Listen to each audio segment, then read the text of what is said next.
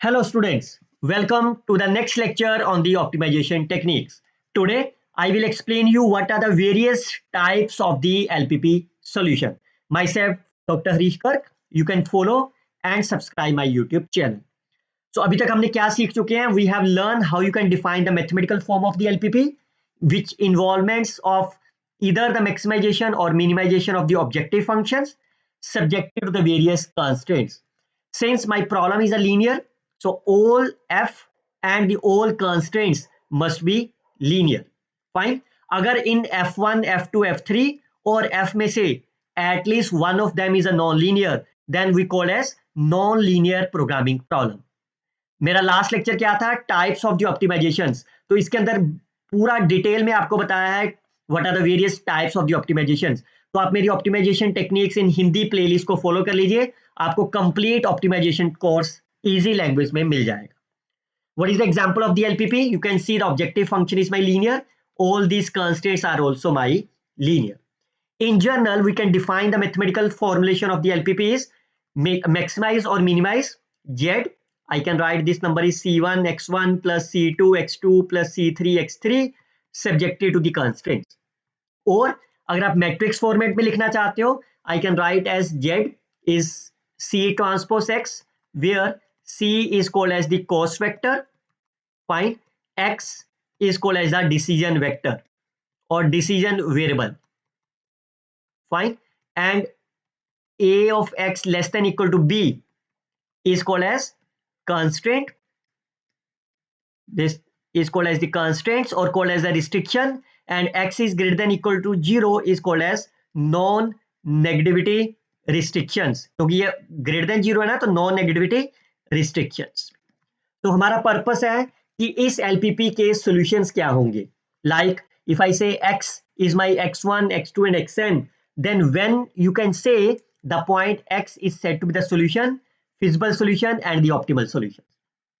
जैसा कि नाम से दिखाई दे रहा है बच्चों, is quite clear. Feasible solution होने से पहले उसको सॉल्यूशन होना पड़ेगा, ऑप्टिमल सॉल्यूशन होने से पहले उसको सॉल्यूशन होना पड़ेगा. अगर कोई भी पॉइंट आपका सॉल्यूशन ही नहीं है, मान लो fine is not a solution, तो वो कभी भी फिजिबल सॉल्यूशन नहीं होगा, वो कभी भी ऑप्टिमल सॉल्यूशन नहीं होगा. फॉर एग्जांपल, मान लो आपके पास एक एलपीपी है, fine, then your target is to check whether -3/2 and -3/2 is the solution or a feasible solution or the optimal solutions. Fine. अब एक सिंपल लैंग्वेज में आपको बताता हूं, किसी भी पॉइंट को सॉल्यूशन कब कहा जाएगा? जब वो इक्वेशन नंबर 2 को सेटिस्फाइड कर जाएगा. Only equation number 2, any x which satisfied only equation number 2, that is called as constraints. Equation number 2 is called as constraint. और फिजिबल सॉल्यूशन किसे कहेंगे? Feasible solution any x which satisfied equation number 2 and equation number 3 both, then we call as the feasible solution. Clear? और optimal solution कब कहेंगे? वो सारे feasible solution ले आइए जितने भी equation number 2 और equation number 3 को satisfied करेंगे, जितने भी होंगे 1 2 3 4 5 जितने भी, उन सबकी वैल्यू इस Z में फिल करो, फाइन, और उसमें देख लो अगर आपकी प्रॉब्लम मैक्सिमाइजेशन की है तो कौन सा आंसर सबसे बड़ा है, अगर मिनिमाइजेशन की है तो कौन सा आंसर सबसे मिनिमम है.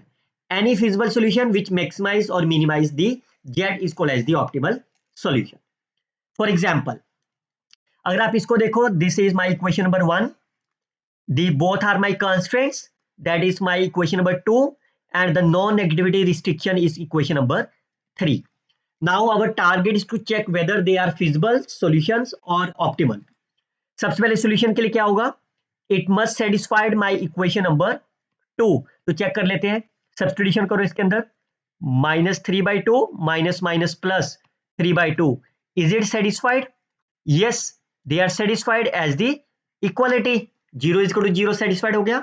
Then look at the second one, 9/2 -3/2, is it greater than equal to 3? Yes, again satisfied equality. Yes, this point is my solution. अब क्या ये फिजिबल होगा? फिजिबल के लिए क्या होना चाहिए? It satisfied equation number 3 and 2 both. Second तो सेटिस्फाइड हो गई, क्या ये थर्ड को सेटिस्फाइड करता है? No. Why? Because x1 is not greater than 0. आपको ग्रेटर देन इक्वल टू 0 चाहिए ना, तो x1 is not greater than 0. Moreover, x2 is also not greater than 0. तो अगर ये फिजिबल ही नहीं है तो then it is not the optimal, क्योंकि ऑप्टिमल की डेफिनेशन क्या कहती है? Any feasible solution. अगर वो फिजिबल ही नहीं है then it can never be optimal solution. So the answer is yes, it is satisfied all the constant, therefore it's a solution. It is not a feasible solution, so it is not a optimal solution. अगर मैं इस question में थोड़ी सी statement को बदल दूं और ये लाइन को रिमूव कर दूं, मतलब x1 x2 जरूरी नहीं है कि ग्रेटर देन 0 हो, फाइन, तो आपका ये सॉल्यूशन होगा कि फिजिबल होगा. इस केस में इक्वेशन नंबर 1 है मेरे पास, इक्वेशन नंबर 2, अब इक्वेशन नंबर 3 नहीं है. इसका मतलब क्या है? x1 and x2 it can be greater than equal to 0, it can be less than equal to 0, or it may be equal to 0. Fine, that is called as unrestricted variables. तो सबसे पहले check कर लो -3/2 and -3/2 whether it's a solution or not. तो हमने previous example में देखा ना, yes it satisfied my equation number 2, therefore it is my solution. अगर ये सॉल्यूशन है और नो नेगेटिविटी कुछ दिया नहीं हुआ तो पॉजिटिव भी हो सकता है, नेगेटिव भी हो सकता है. Yes, it is my feasible solution. अगर मैं आपसे एक पॉइंट दूं 1,2, क्या ये सॉल्यूशन है कि फिजिबल है? आप इसको पहले इक्वेशन नंबर 2 में फिल करके देखते हैं. 1 - 2 is it greater than 0? No, तो इसका मतलब इट इज नॉट सॉल्यूशन. अगर ये सॉल्यूशन नहीं है that implies it is not feasible solution, तो ये ऑप्टिमल भी नहीं होगा. Look at the next one. Minimization the problem subjected to some constraints, which is my equation number 1. This is my equation number 2 and equation number 3. So your target is to check which one is the solution and the feasible. चलिए सबसे पहले 0,2 को check करते हैं. Fine, सबसे पहले constant में fill करते हैं. सेकंड कांस्टेंट में 2 0 plus 6 greater than equal to 3, satisfied. 0 plus 2 is greater than equal to 2, satisfied. Yes, this is my solution. क्या ये feasible होगा? Yes, because x1 and x2 both are greater than equal to 0. Equality भी है ना, और ये दोनों satisfied हो रहे हैं. Yes, this is my solution as well as feasible both. Second point check करते हैं. 3/2 1/2. अब पहला कांस्टेंट में फिल करते हैं. 3/2 plus 3/2 is it satisfied? Yes, equality satisfied हो गई. Second one is x1 plus x2 is it greater than equal to 2? Yes, it is also satisfied. Therefore, the given point 3/2 and 1/2 is my solution. क्या ये feasible होगा? Yes, because both are my greater than 0. This is also my feasible. Fine. अब check करते हैं 2.5 and 0 को. पहला constant satisfied करते हैं. 2.5 plus 0 is it greater than equal to 3? No, तो इसका मतलब ये नहीं सेटिस्फाइड हुआ. That means this is my not solution.